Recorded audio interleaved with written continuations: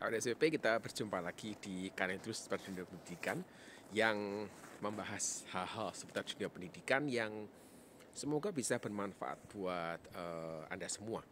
Seorang yang bernama Malcolm X, nggak tahu X-nya apa gitu ya, seorang Afro-American, dia pernah berkata bahwa pendidikan itu seperti paspor untuk masa depan, karena mereka yang mempersiapkan diri di hari ini gitu ya akan menjadi pemilik di hari esok.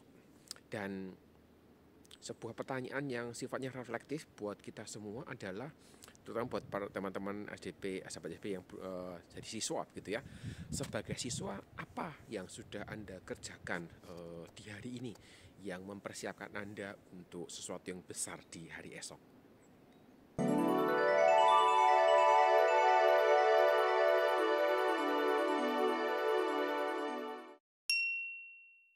Terkait dengan apa yang akan dikerjakan siswa gitu ya pada hari ini, pada zaman now ini, pada saat sedang sekolah ini, itu mau dihubungkan gitu ya dengan apa yang disampaikan di Quora. Jadi ada pertanyaan yang masuk di Quora menanyakan begini, bagaimana sikap siswa gitu ya, atau bagaimana siswa itu seharusnya bersikap supaya dia itu disukai guru. Jadi kalau kita bicara hal ini, kadang orang itu langsung berpikir bahwa wah, ini apa motivasinya, kira-kira demikian. Dan secara umum orang akan mengasosiasikan sikap siswa supaya disukai guru ini itu dihubungkan dengan urusan nilai. Tapi satu hal yang ingin saya sampaikan bahwa dalam edisi kali ini gitu ya, kita tidak akan membicarakan urusan motivasinya. Jadi kita mau membicarakan apa sih yang sebaiknya dikerjakan siswa begitu ya, supaya dia itu disukai guru. Dan apakah Anda siswa yang disukai guru? Atau Anda termasuk siswa yang mungkin sedang dibenci sama guru Anda? Nah, mungkin ini adalah sebuah topik yang cocok buat Anda. Sebenarnya jawaban yang paling cocok begitu ya, itu sebaiknya disampaikan dari teman-teman guru. Jadi guru pasti punya satu apa ya, ancer-ancer, semacam panduan umum gitu ya, yang biasanya dipakai untuk memberikan satu apa ya, favoritisme kepada siswanya.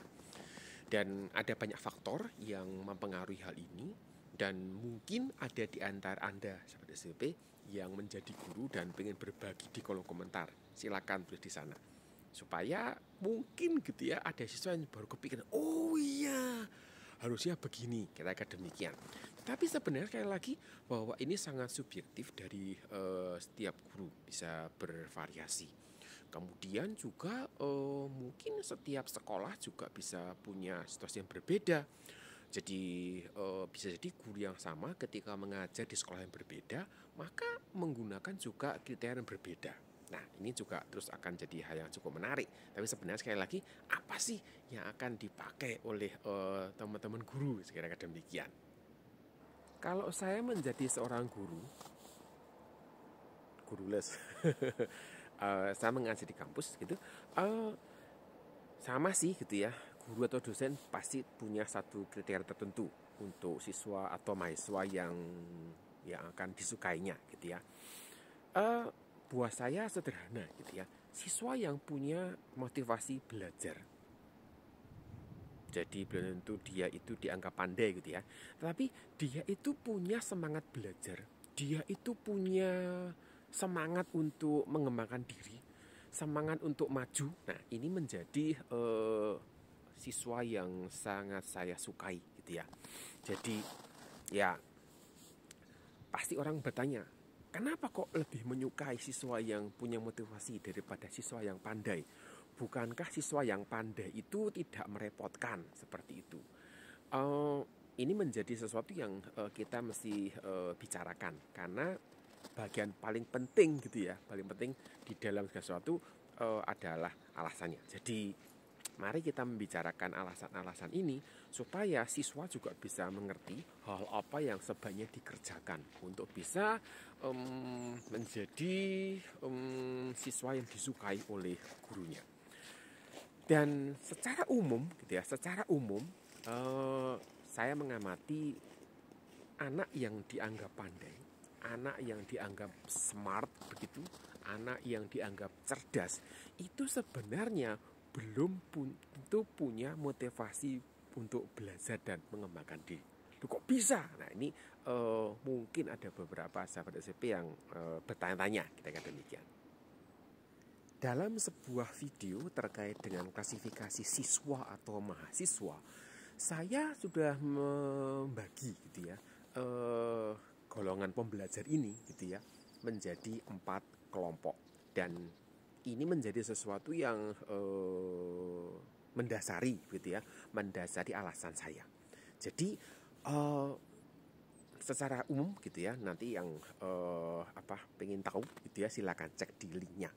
Dan secara umum saya membagi menjadi 4 itu berdasarkan kombinasi antara mereka yang dianggap pandai dan tidak pandai, atau mampu dan tidak mampu secara akademik, digabungkan dengan mau dan tidak mau belajar.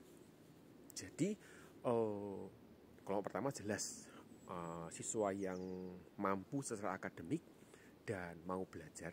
Yang kedua itu tidak mampu secara akademik tapi mampu secara akademik tapi tidak mau belajar gitu ya. Kelompok ketiga itu mereka yang tidak mampu secara akademik tapi mau belajar. Yang terakhir adalah sudah tidak mampu secara akademik juga tidak mau belajar. Nah, saya melihat bahwa di antara semuanya ini gitu ya, saya mau buka kartu saja gitu, bahwa kelompok yang saya sukai adalah bukan kelompok sukai, kelompok yang saya prioritaskan begitu ya di dalam kelas adalah mereka yang tidak mampu secara akademik tapi mampu belajar. Itu sebenarnya gitu ya kelompok siswa atau mahasiswa yang saya sukai adalah mereka yang mau belajar.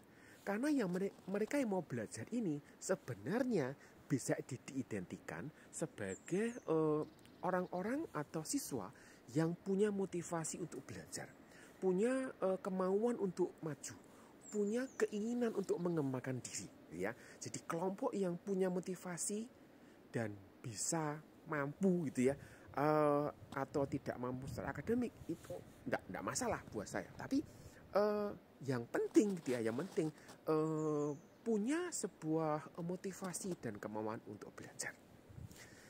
Ya kalau kita bicara di lapangan gitu ya, secara umum orang mengatakan bahwa mereka yang tidak mampu secara akademik itu diidentikan dengan mereka yang tidak punya motivasi belajar. Mereka yang tidak mampu secara akademik ini diidentikan dengan orang yang tidak mau belajar. Nah ini adalah pandangan yang menurut saya perlu diubah. Sorry ya teman-teman guru juga teman-teman dosen, mungkin kita perlu mengubah pandangan yang salah tadi. Karena belum tentu orang yang tidak mampu secara akademik itu tidak punya motivasi untuk belajar. Berbicara tentang motivasi, saya melihat bahwa motivasi itu adalah sesuatu yang ada di dalam diri seseorang. Jadi dia itu punya sesuatu yang mendorong dirinya gitu ya untuk mengerjakan hal lain. Ada yang mendorong dirinya untuk melakukan sesuatu. Misalnya, saya mau belajar supaya saya itu disayang orang tua, misalnya demikian. Atau saya mau belajar karena saya pengen jadi anak yang pinter, kira-kira demikian. Nah, ketika siswa itu tidak punya motivasi gitu ya, pertanyaannya adalah siapa sih yang mesti memotivasi gitu ya? Siapa sih yang mesti bertanggung jawab terhadap hal ini?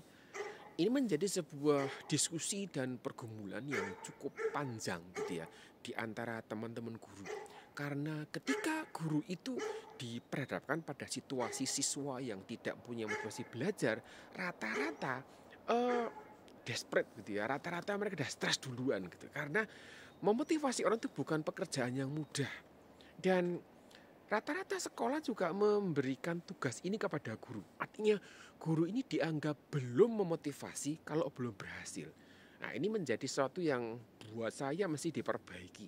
Karena sebenarnya tidak ada sih sekolah untuk jadi motivator. Guru ketika dia sekolah di jurusan pendidikan pun tidak pernah belajar untuk menjadi motivator. Dalam sebuah video pun sudah pernah saya bahas hal ini, bahwa guru bukan motivator karena guru itu fokusnya di hal yang sifatnya akademik. Jadi ketika kita bicara tentang motivasi, maka memang guru adalah pihak yang pertama yang mendeteksi keberadaan lemahnya motivasi ini. Tetapi pada waktu kita bicara siapa yang memotivasi, ini menjadi bagian yang ngeri-ngeri sedap begitu ya. Kalau sekolah gitu ya, atau juga masyarakat meminta guru harus memotivasi sampai berhasil. Siswa yang punya motivasi untuk belajar itu secara umum lebih mudah untuk diarahkan. Jadi karena mereka ini punya semangat untuk belajar, punya semangat untuk maju, punya semangat untuk mengembangkan diri, maka arahan-arahan yang diberikan oleh guru ini itu membuat dia itu punya gairah gitu ya untuk belajar.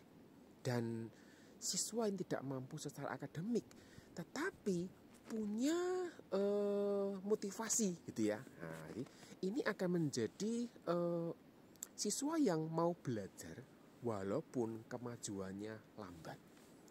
Walaupun dia itu dianggap cukup merepotkan gurunya dengan berbagai macam pertanyaan, dengan berbagai macam kesulitan yang dihadapinya, dasarnya mungkin lemah dan sebagainya, tetapi dia punya semangat untuk belajar. Dan menurut saya teman-teman guru juga dosen gitu ya, kita menghadapi mahasiswa mesti menghargai hal ini, karena kemauan seseorang untuk belajar ini menjadi bagian yang penting. Dan ketika orang itu walaupun tidak mampu secara akademik, tetapi dia itu punya semangat belajar, kemudian dihargai, maka ada semacam semangat tersendiri dalam hidupnya, bahwa ternyata saya ini walaupun tidak mampu secara akademik, saya mau belajar. Terus saya itu diperhatikan oleh guru, saya itu dihargai. Itu nilainya sangat besar buat seseorang yang dianggap dipinggirkan di dalam dunia favoritisme kita demikian.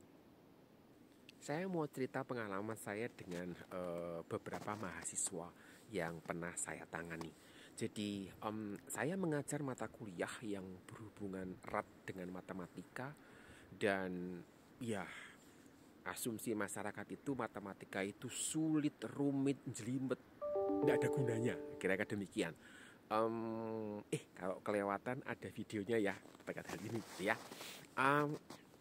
Jadi mahasiswa yang terutama dari SMK yang memang tidak diajar secara khusus untuk mendalami matematika ini, mereka pun memiliki dasar matematika yang sangat lemah, dan ini menjadi sebuah tantangan tersendiri buat teman-teman dosen yang mengajar mereka.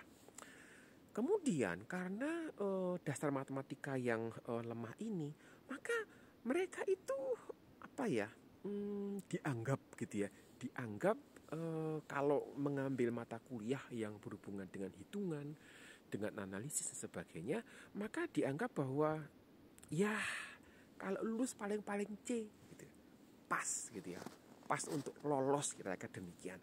Jadi ada semacam meremehkan gitu ya, meremehkan mahasiswa yang lemah secara matematik ini, dianggap wis gak mampu pasti dia untuk bisa lulus dengan nilai yang baik.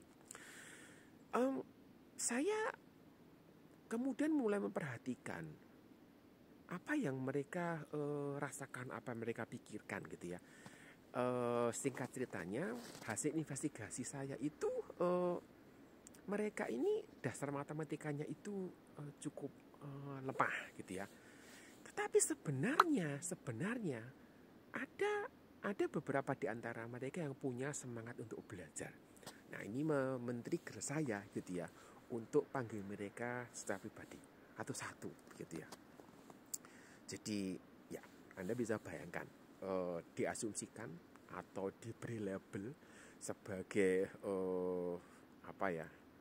mahasiswa yang lemah, mahasiswa yang dianggap, mohon maaf, bodoh gitu ya, dianggap kalau lulus paling-paling hanya lolos T begitu. Itu yang mereka hadapi.